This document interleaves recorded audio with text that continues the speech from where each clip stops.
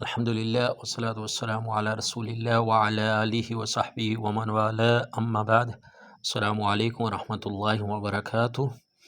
آج کے سبق میں ہم ابشر کا معنی اور اس کا استعمال اور اس کے جواب میں کیا کہا جائے سیکھیں گے۔ ابشر کا استعمال بشارت کے لیے ہوتا ہے، فعل امر ہے ابشر، تم خوش ہو جاؤ۔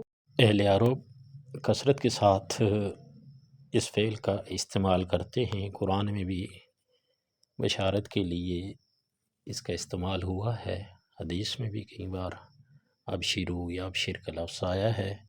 ابشر کا استعمال عربی زیادہ تر وہاں کرتے ہیں جب آپ ان سے کوئی ریکویسٹ کرتے ہیں، کوئی حاجت ان کے سامنے رکھتے ہیں، انہوں نے پوری کرنی ہو تو آپ کو کہتے ہیں ابشر۔ مثال کے طور پر آپ نے اپنے کفیل سے چھٹی لینی ہے تو وہ آپ کو چھٹی دے رہا ہے تو کہے گا ابشر۔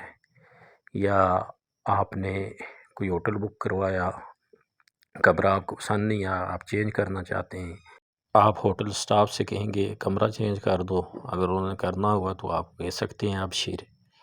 آپ سے بھی اگر کسی شخص کو کام ہے، کوئی ریکویسٹ کر رہا ہے آپ سے میرا یہ کام کر دو، تو آپ وہ کر سکتے ہیں، کرنا چاہتے ہیں تو آپ اس کو کہہ سکتے ہیں ابشر، یعنی خوش ہو جاؤ، میں تمہاری جو حاجت ہے، تمہارا جو کام ہے وہ کروں گا۔ فعل ابشر کی ایک مثال قرآن سے لیتے ہیں۔ اللہ سبحانہ وتعالیٰ 24ویں پارے میں فرماتا ہے وَأَبْشِرُوا بِالْجَنَّةِ الَّتِي كُنْتُمْ تُوعَدُونَ، اور خوش ہو اس جنت پر جس کا تمہیں وعدہ دیا جاتا تھا۔ نبی پاک صلی اللہ علیہ وسلم کی احادیث میں بھی ابشر کا استعمال ملتا ہے۔ بخاری مسلم کی حدیث ابو موسیٰ اشعری رضی اللہ تعالیٰ عنہ روایت کرتے ہیں کہ جیرانہ کے مقام پر ایک بدو آپ صلی اللہ علیہ وسلم کے پاس آیا۔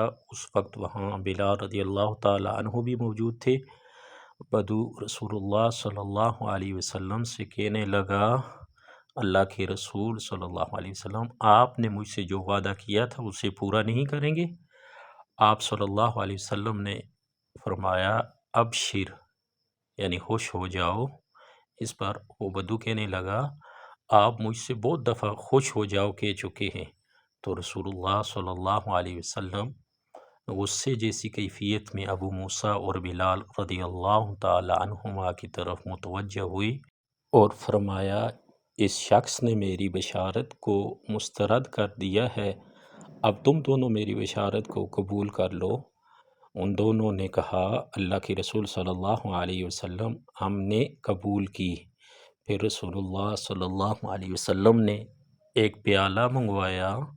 آپ صلی اللہ علیہ وسلم نے اس پیالے میں اپنے ہاتھ اور اپنا چہرہ مبارک دھویا اور اس میں اپنے دہن مبارک کا پانی ڈالا، پھر فرمایا تم دونوں اسے پی لو اور اس کو اپنے اپنے چہرے اور سینے پر مل لو اور خوش ہو جاؤ۔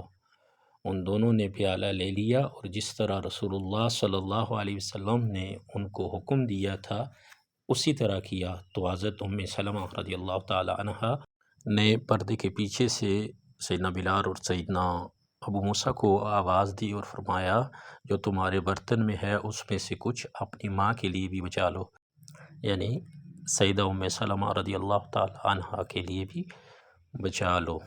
تو انہوں نے اس میں سے کچھ سیدہ ام سلمہ رضی اللہ تعالی عنہ کے لیے بھی بچا لیا۔